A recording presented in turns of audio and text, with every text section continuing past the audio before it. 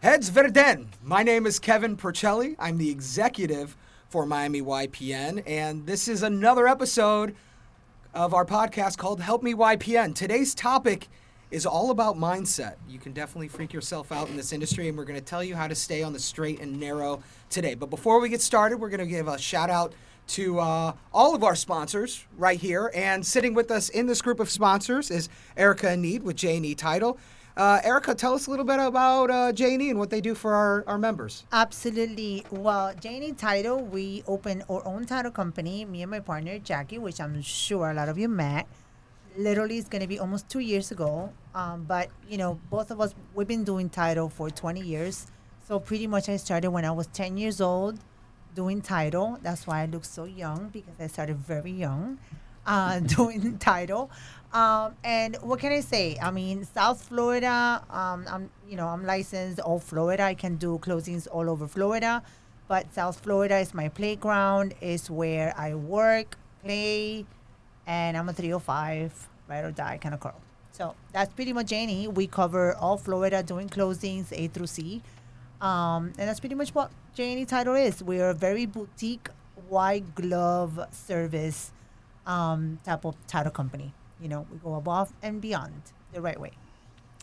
Very cool. Well, thank you for joining us today, and thank you for being a wonderful sponsor. It's not just our podcast that you've sponsored many other things, and it's been incredible to see you grow in the 7 years that I've been here, from working for a title company to starting your own. We couldn't be more proud of you on behalf of Miami YPN. Absolutely. Thank you, Kevin. Yeah, of course. So we're talking about mindset today, and I have a huge problem with mindset sometimes. I can be a negative Nancy. I can be a Debbie Downer. I can sometimes have a very negative mindset and very doubtful, which isn't always a bad thing. But let's start off with being positive for this podcast. So anybody who wants to chime in, how do you keep a positive mindset? Well, I'm going to take that one because I'm always positive no matter what comes my way. That's just, I wake up and first of all, I always say thank you to God. So you can do the same thing to whatever you believe in, just have time to meditate on that because, we have everything in the United States. There's a lot of people that come from other countries and they don't have what we have. Right? So I wake up with that positive mind. And trust me, sometimes we might have those closings that, the realtor is counting on that commission check already and he already wasted the money and have that stress that they're putting in, in us, And I have stress from the buyers, the sellers, they don't know where to go. The mortgage company, they're like, oh my God, I also need this money. So that's why, I start my day being grateful. That's number one. That's where you start because we are all entrepreneurs and we're broke. We wake up every day broke. So we're going to have stress no matter what, right? So I start my day with that positive mindset that whatever's going to come my way, I don't fight any of my battles. I have somebody who will fight my battles for me. So, that's the type of girl that I am. I wake up with that mindset. Hitting the gym. So whatever I do, I battle with the gym, let it go. And then that's how I start my day, and trust me, this is our industry. We need to become psychologists, therapists, all of that. And that's what we are pretty much. Sometimes even the realtors, I love them, they're my family, but they don't answer my call. It's like, I'm only getting 2% commission. Yeah. You deal with it. Well, I'm going to have to deal with it because I want to get paid. I've worked too damn hard on this. Work really hard on this deal. Let me close it. And then the lenders also worked hard. So, for me, the stress is super high. And for my partner, we are putting all the puzzles together. And if we don't do it, none of us eat. So that's why I make sure that in the closing table, my partner and I, we make sure that we put those puzzles because everybody's got to eat. And I always say it in my 2-minute elevator speech. If I don't close this file, you don't eat, the lenders don't eat, none of us eat. Inspection companies, survey, we have a lot of people in our shoulders. So by the grace of God, I always say, I have to put my hat, my mindset, because trust me, everybody's got to get paid. So that's how I start my day with a positive mindset. And I love the way you said it. The first thing that you appreciate is waking up, right? And then there was something beautiful that I heard not too long ago. someone offering you $10 million with one condition, right? And the condition, would you take it first? Well, what's Would the you take condition? Yeah, that? what's Would the you take? condition? Well, What's the condition? so how about this? Would you take? Would you take the $10 million? What's Or- the Yes What's the or no? condition? Yes. What's the condition? Well, just say Yeah. yes. Sure. No, All right, I'm saying now, no. Now the one Yeah, condition I'm saying is no until I know what the is condition the condition. So I'm gonna give you $10 million, but you're not gonna wake up tomorrow morning. See? Now, so you see how we're gonna start appreciating waking up more than anything else. So waking up is on the morning is more important than getting $10 million in your bank account. Well, actually, money cannot buy absolutely anything. Yes. Money cannot buy your health. Doesn't matter how much money you have. So what you have in your mind and what you believe, that's what's gonna last forever. How many people you can help to feed? How many people you can help build houses? You know, unfortunately, that's the key in life. you Yeah, know, and it takes 'cause- a great mindset to do it. Yeah. No, and there's something you mentioned, exercise. So it's you have to find something in the morning that gets your endorphins going. That it naturally just gives you like that. Everyone always says like that natural high, like running. It brings your energy to the next yes, level. Yes. So like for example, me. If I don't run in the morning, I'm miserable for the day. Like it's just bad. And if it's 2 or 3 consecutive days, I'm a ball of stress because I'm really bad at handling stress. I internalize everything, so then that just ends up coming out in nuts in my back, or I'm just a mess. I'm a quiet mess because you'll never know. So that is my stress reliever in the morning. So I've actually started waking up super early. Like I wake up 5:30 every morning, but it's also to give myself peace of mind that I know my phone is not going to ring. No one's gonna bother. Like if the world can be on fire, but like what can you do at that time? Banks are not open, title's not open. Anybody with some decency is not gonna call you also before 8 usually. So it's actually like me time. If I wanna read a book also or do anything, I know I have that uninterrupted time where no one's gonna stress me out. Well, one of the things that I took from what you just said earlier was, acknowledging something that you're grateful for. And I think I started incorporating that, as of recently. And, with the birth of my son, it was like acknowledging, the business is going to be there, the stress is going to be there. And like you were saying, there's so many, things within the real estate transaction that you just can't control, that's out of your control.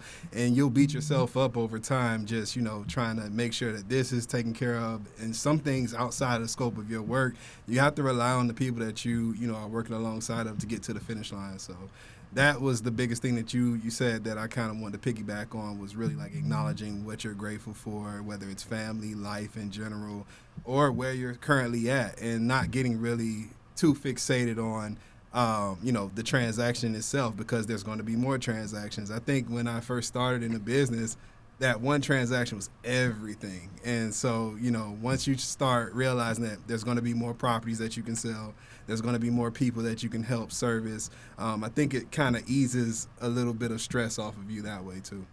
Yeah. Absolutely. I say this is what I say when I'm having an issue in a transaction.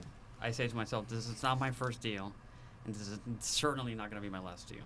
That's right. And it's almost become a mantra that I say to myself if I'm dealing with either a difficult situation, and especially if it's a situation where I've done everything that I can within my power, but unfortunately, like my fellow colleagues have said on this table, there are some aspects on the transaction that are beyond your control, and there's nothing that you can do. But I do have a routine as well. I do go to the gym.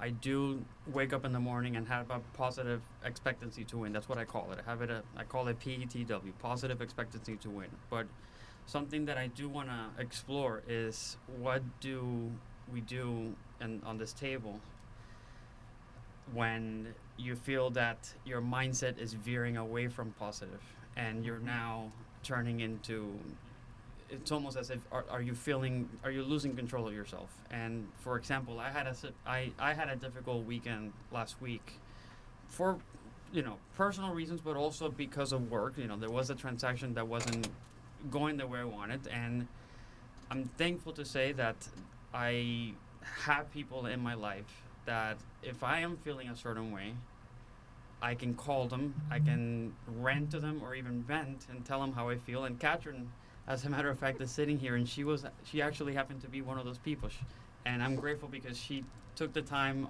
on that weekend on a Saturday where she could have just simply been enjoying her day off. She actually took the time to listen to me, hear me out, and she even gave me an objective opinion rather than just tell me what I wanted to hear. I'm brutally honest. If anybody wants some brutal honesty. Listen, let me tell you, you all need those accountability partners. And when I say accountability partners, those are people that's going to be your tribe, right? And trust me, I'm the type of person that I know a lot of people, but that doesn't mean that I can call a lot of people. I have my circle that I can call.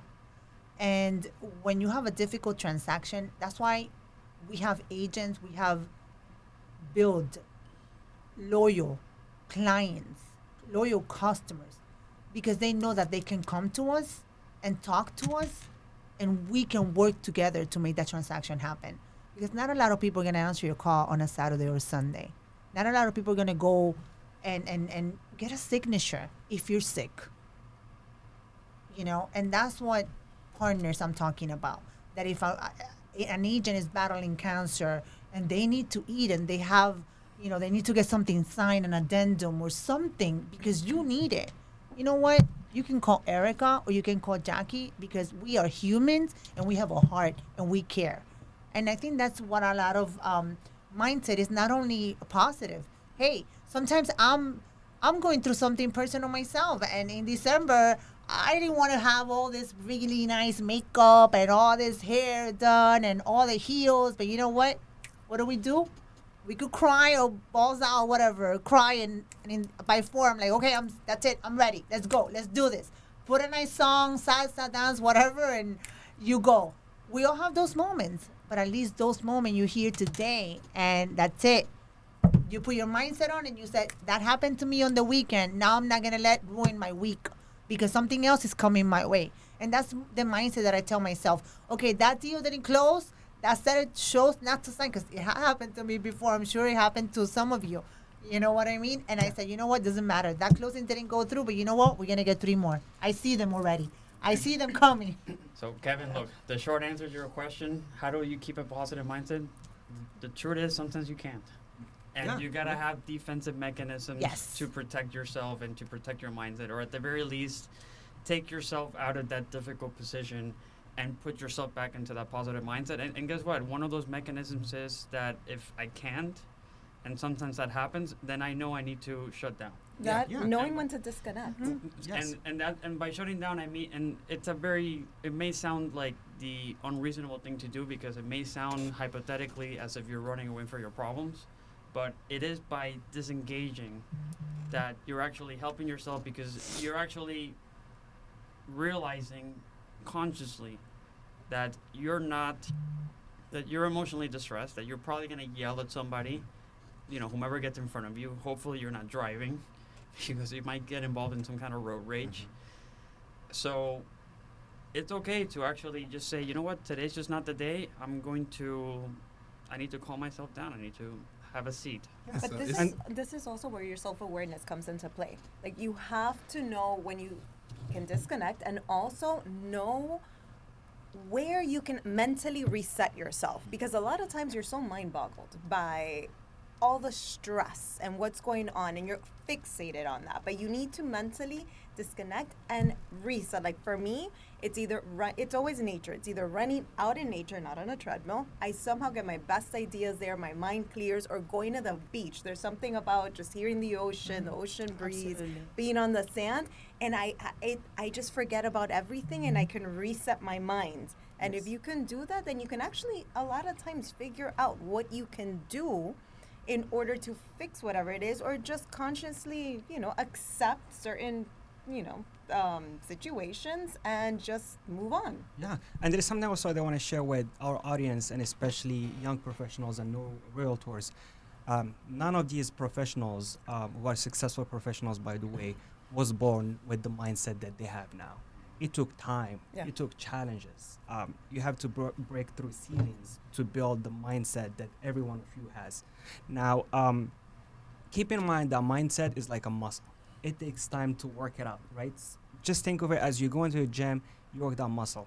What is your goal? Do you want to build the muscle, lose weight, and this is something that keeps you motivated, that keeps you wanting to hit the gym every time. So make sure that you have goals for 25 years from now.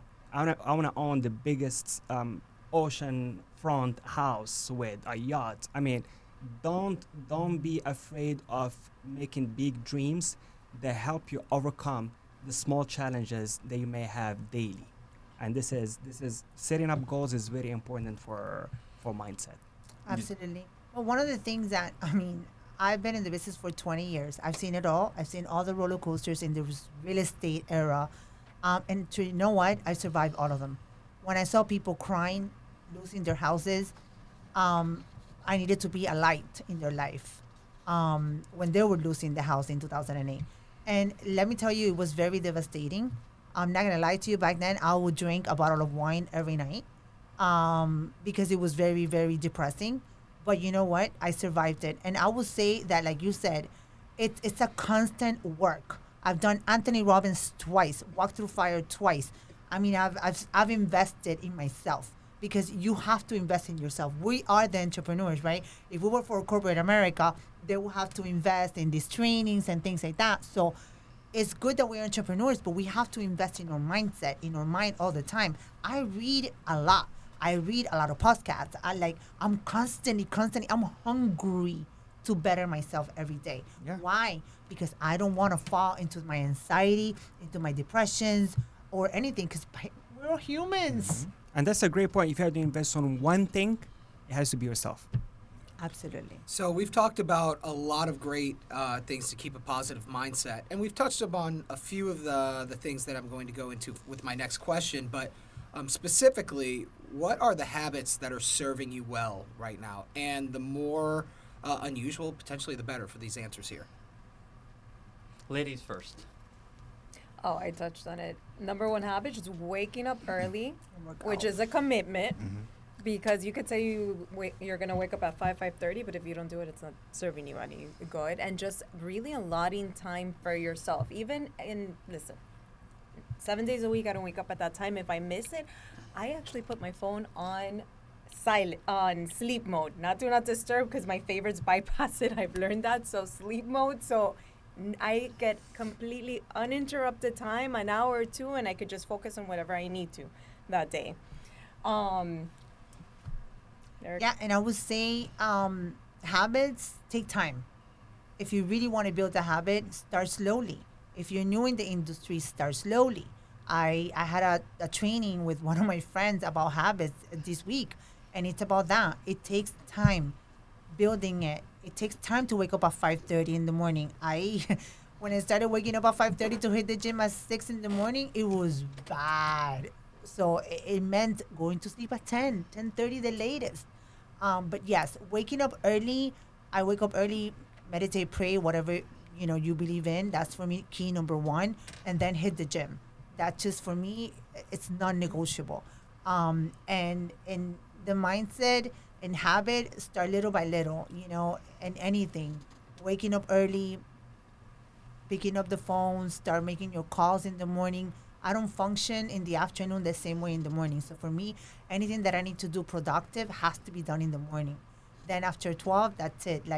It's just my follow-ups or cafecitos, whatever you want to call it. But anything that has to do with my brain has to be boom in the morning. Hey, I could close your transactions in the afternoon, don't get me wrong. But we make sure to work the numbers, right. Yeah, so for me, those are the habits. And one thing I want to mention also early in the morning, free write. Not necessarily journal, just free write. It just as soon as you wake up, even before you put on your pot of coffee or do anything, just get a journal, get a piece of paper or your computer, and just write whatever comes to mind.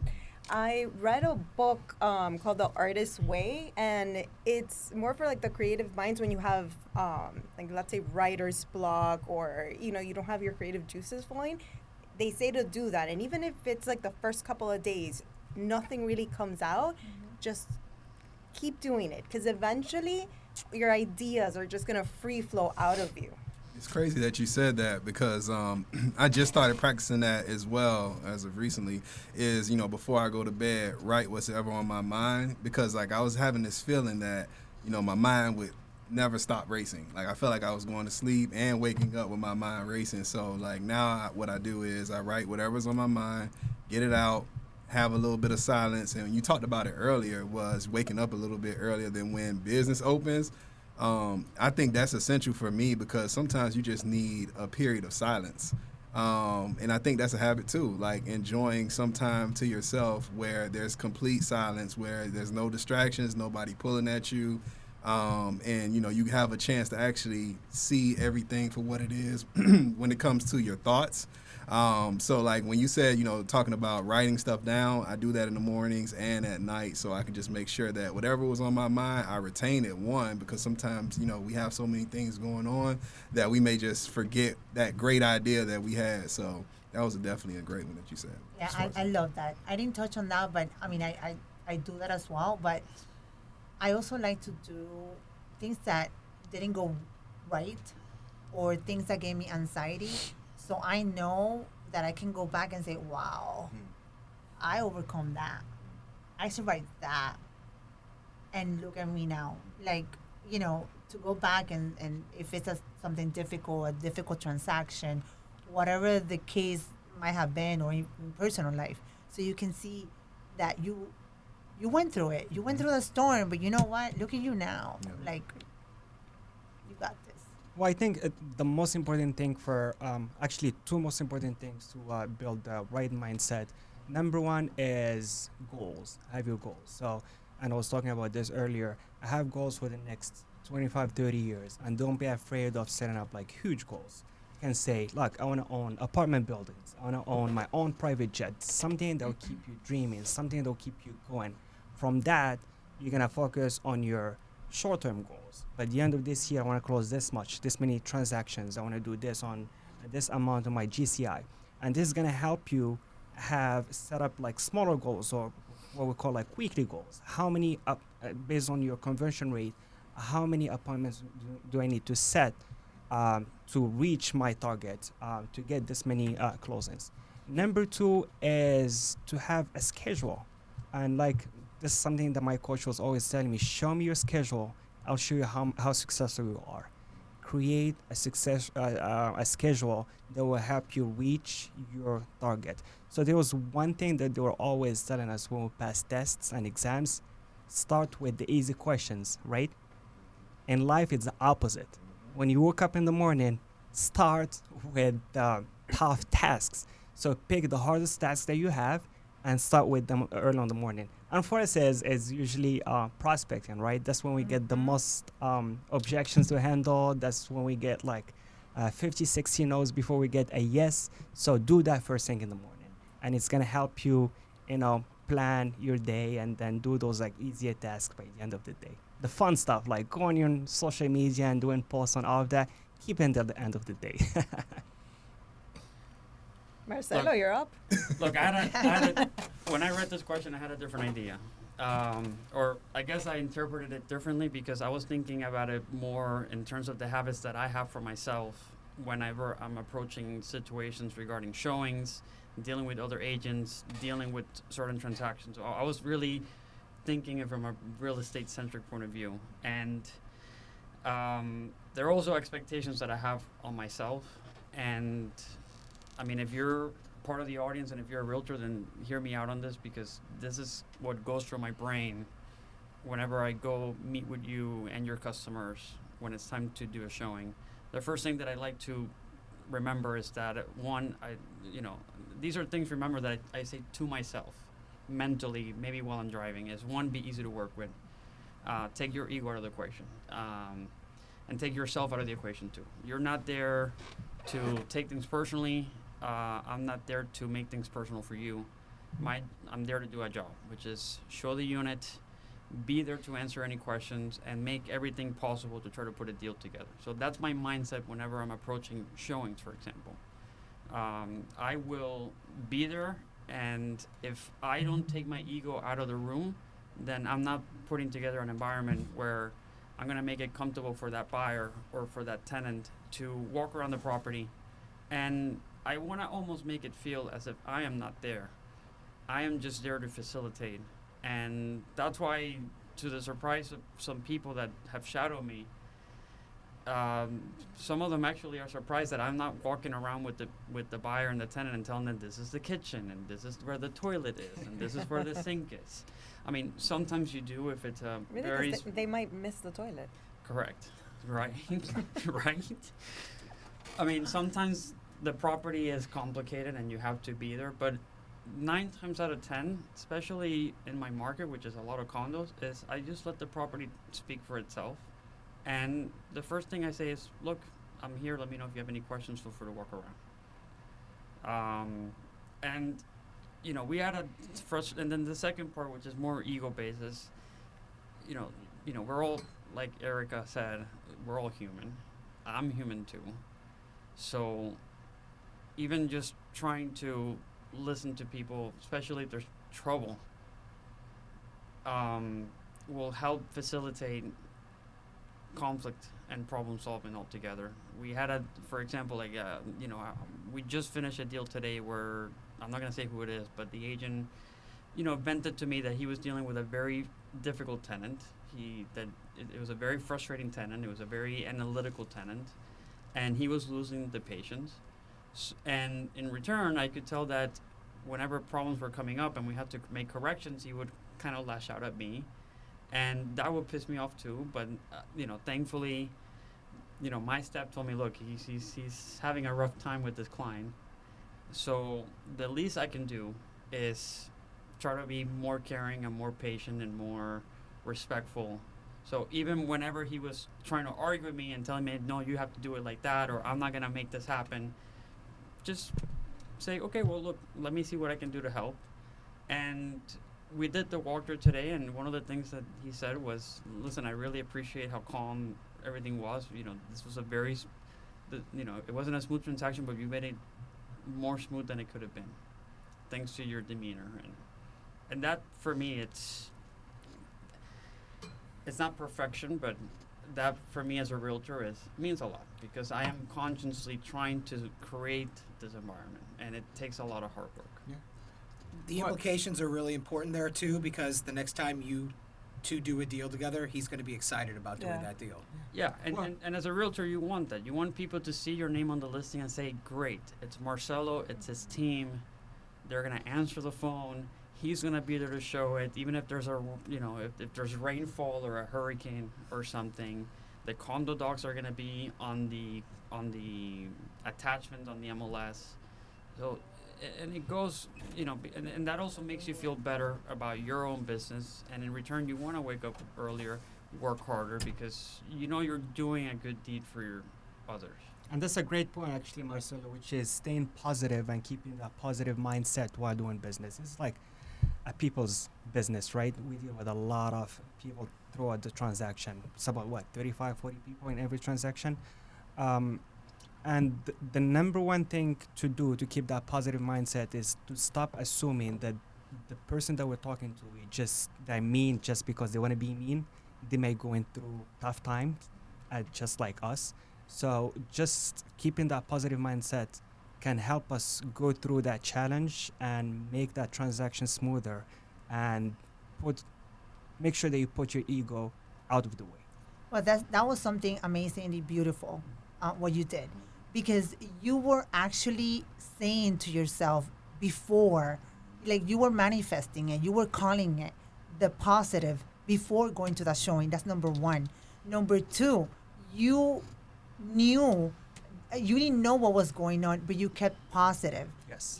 And let me tell you, at the end of the day, that's why I think we will be the 5% no matter what comes our way, because that's how we help others, like what I was mentioning before. And I've seen it in transactions all the time that, I see the agents and I'm always calm because I don't know what that agent is going through.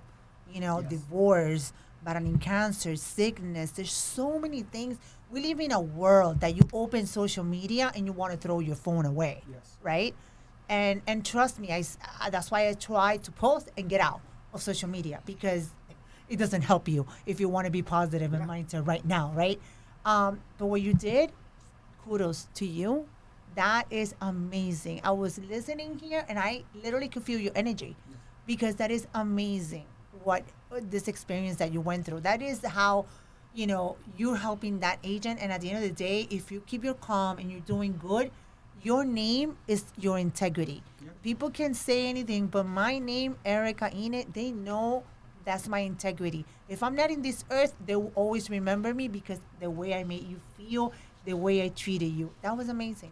I love it. And to kind of piggyback off what you were saying earlier, like your level of awareness as to how the business works in itself is a testament in itself because, like, though it's so many agents in our marketplace, it's really a small percentage of people that actually do business. Absolutely. So you want to make sure that you kind of protect that relationship that you have had in that transaction with other agents because at some point down the line, you're going to run into them again. Even people that you haven't gotten into a transaction with, I see it all the time. With working with people when I have a listing and people are trying to put in offers and things of that nature, I still try to be as responsive to them and respectful to them because I may have a buyer at some point in the latter part of the year where they have a listing and text threads are everything. So you got to be careful with what you're saying to people, how you're saying it to them, and everything like that. So. Things can get complicated on transactions. I mean, no matter what. I mean, earlier, this was like I said, crazy past couple 10 days. But on the listing side right now, we're talking just to give you a real world example. I'm on the listing side, and a national lender failed a buyer that I am not working with. He has his own buyer's agent. And unfortunately, this national lender provided a loan denial on a condominium that was past the loan commitment period. So we're now in a situation where the buyer's attorney is coming at me and saying, look, I actually think that he has a right to walk away. And I tell him, look, respectfully, no, the answer is no. It's day 34, 35, and you had 30 days. And I understand it was not the buyer's fault, but he chose to work with this lender. Yeah. Then, this attorney, again, he's just doing his job, comes to me and asks me, okay, but what about the condo docs and the seller's disclosure? I'm like, okay, well, here's the signed disclosure. Here's the Dropbox with the condo docs. Oh, the FAQ's not there. I'm sorry, the building doesn't have an FAQ. Yeah. But I provided, everything else. Here's the email saying that they don't have the FAQ. Yeah. And we're now getting a position where, we're about to start a war. And, meanwhile, the buyer's agent's there, and she's also prepping herself, okay, this is about to get nasty. So I'm like, okay, let me reverse. I go to my seller. Do you want to take this gentleman's deposit or do you want to sell? And he says, look, I thought we were going to close a couple of weeks ago, a couple of weeks from now. So what's going on? I explain what's going on. I look back at the file. I see that, unfortunately, this lender was not very fully thorough in regards to how condo financing works. As most, unfortunately, it's I don't want to say bad things about any lenders, but it's not simple to do condo financing. You have to know what you're doing. And we could have easily gone on the trajectory where no one was going to win, and instead we managed to set up a conference call, speak with the buyer, and work out a resolution where we'll, fingers crossed, extend the loan commitment period starting next week, contingent that he agrees to work with a lender that we mutually agree is going to have more experience. And, there were doubts regarding the financing capability of the building, but we noticed that there were 3 different lenders that had closed loans over the past 6 months, including national lenders like Rocket Mortgage, American Financial Network, United Wholesale Mortgage, and Caliber. So we're now getting to the position where, okay, look, there's been finance deals that close. We just have to find the right loan officer. Right? So there's always solutions. Yeah. There's always solutions. Well, Let's not talk about anything else about the deal. Yeah, you want to talk about positive things, yeah. But no, like about the deal, because this is being recorded. Me with the legal mindset right now. Okay. But let me tell you, that happens to us every day. Every day. So that's why, I have a list of a lot of lenders that we close files and fast, and we know which kind of deal, because obviously the realtors pick the title company, the realtors pick the lender. But we also do closings. So we know who's who, who's what, and that's why we're always networking. So if something doesn't go here, we can go here. So you did great. And That's talk awesome. about the right mindset, and going back to what Marcelo was talking about.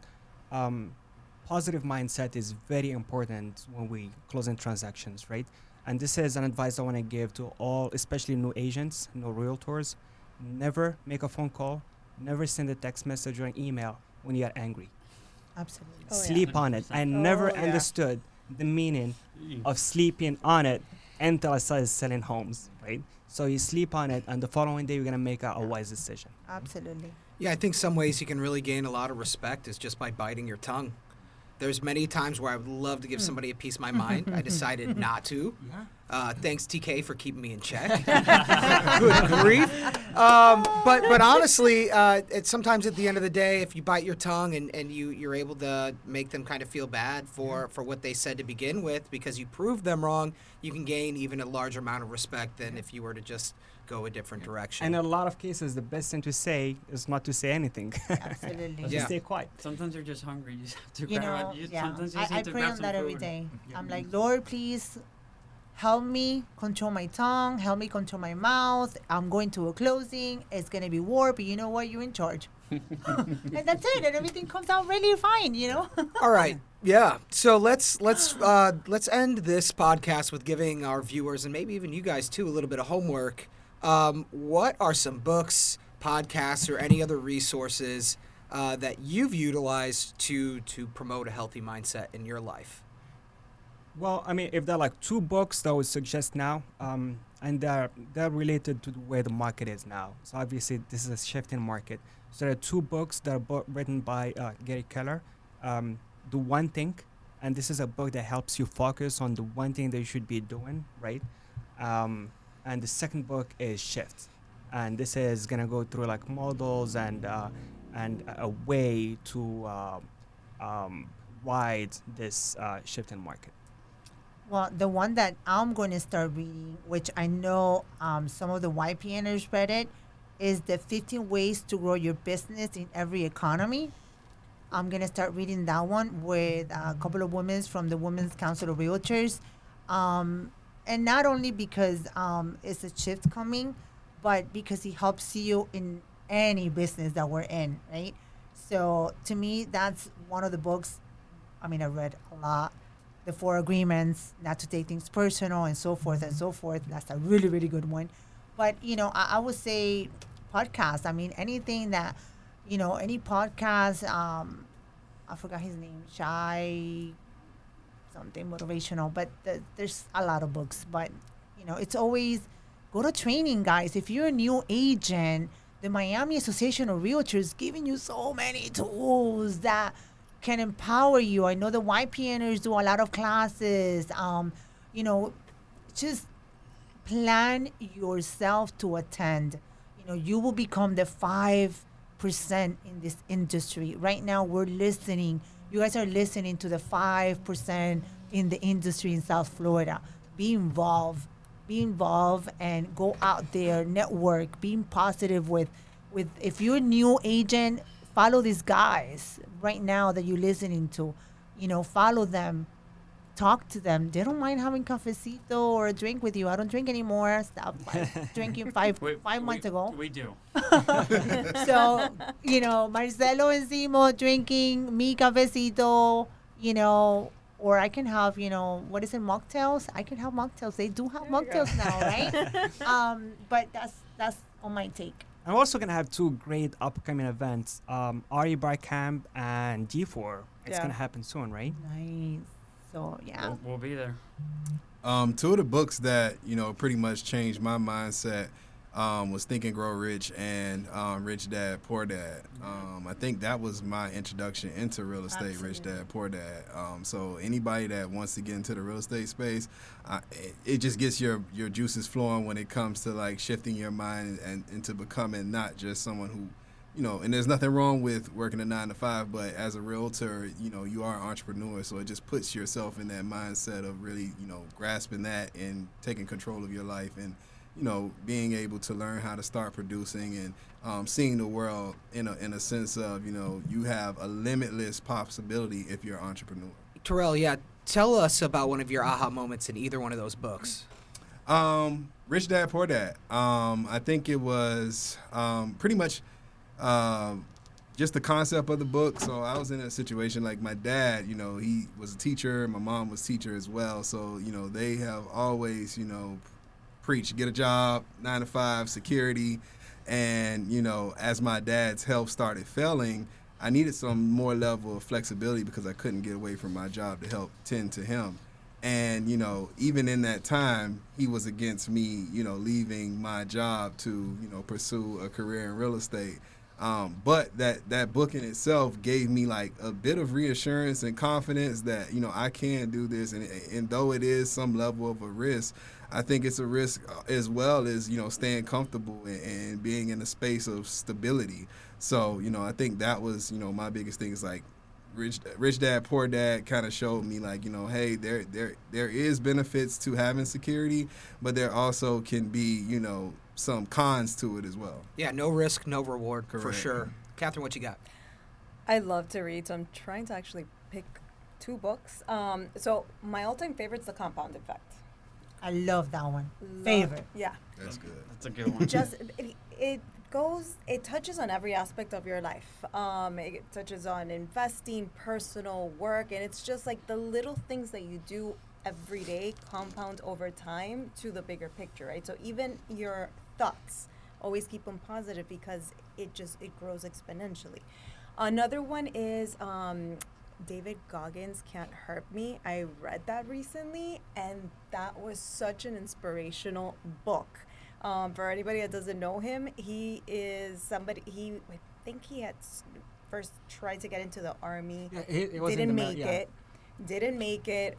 I mean, gained a lot of weight. He said his lowest point was that he was an exterminator. Yeah. And it was like 2, 3 in the morning, I think, at some fast food, exterminating roaches. And he's like, what am I doing with my life? And actually went back where he got accepted again. And he is the only man that has been able to achieve the highest you can in all the military fields. So Navy, Army. It's an inspirational story. It's one of those, if you find yourself in one of your weak moment, I can't do this, pick up that book. Read it. Didn't he run an ultra marathon while he had pneumonia or something? Probably. No, yeah. If you follow him on Instagram, like he runs the guy's a beast. He runs every single day. He injured his knee. And you see him, he's like, I know a lot of people out there probably saying I deserved it because I overdo it. Watch, I'm going to get back in no time running. He started running again with his bad knee. So he's definitely somebody I admire a lot. The 5 a.m. Club is also a great one. Oh, and then I think it's Mel. Oh, my God. She's great psycho. Mel Robbins? Dare Greatly? Yeah. Love that book. Again, touches in every aspect of your life, and it's more of looking within yourself and facing your fears. Doing something that you just daring. Doing something that you fear every single day and just putting yourself out there because that really helps grow your inner strength. Yeah, she's the one that does 5, 4, 3, 2, 1, go, right? Mel Robbins? I'm pretty sure. So if you're telling yourself you're going to do something, count it down and then do it, Oh, Yeah. Wow. Yeah. right? Marcelo, what you got? I keep it simple. Meditations, Marcus Aurelius. It's a classic. It was written by Roman Emperor Marcus Aurelius. He was known as the last of the good emperors before the Roman Empire fell apart. And basically, it was a collection of diary entries that he wrote for himself as a mantra for himself during these 19 years of rule when he was pretty much the leader of civilization at the time, because the Roman Empire at the time was the biggest in the world. And it is a good example of self-restraint. Looking at the mind and the thoughts of somebody who pretty much could have whatever he wanted, whenever he wanted. And it did teach me a good example of another tool that I use, which is called negative visualization, where not that you're not thinking positively, but you are training yourself to expect the worst so that you know how to handle things in the event that they happen. So For example, knowing that this could fall apart on a transaction, the loan declining. Having the ability to expect these situations are going to make you a better realtor, because you will be more calm and you'll be able to talk to your customer and calm them down as well and explain what it means when this happens. And it is a good book to also have by your bedside, because it's a very short, simple book to read. And it is the kind of book where you can just open it and you're going to find something very special, and you'll read it and it will make you feel better. Well, y'all are lucky that we're supposed to keep a positive mindset during this podcast, because I'm really hurt that nobody mentioned Help Me YPN. No, I'm playing it. You guys already watched it. I'm just watching. But anyways, this has been a really powerful podcast, actually. I thought this one was going to go fast, and I think this is probably our longest one to date. So incredible, Wow. and how much positive mindset really is important. So It's all about mindset. yeah. So guys, remember, anytime you're feeling down, just come back to this podcast. We'll bring you back on track, and That's right. and stay tuned for our next episode. It'll be coming up soon. Thank you so much for tuning in today, See ya. and we'll see you on the flip side. Take care. Yes, See you. bye. If I find my way home, yeah. Wouldn't it be crazy? Oh, don't you still amaze me? Wouldn't it be crazy? Oh, don't you still amaze me? Wouldn't it be crazy?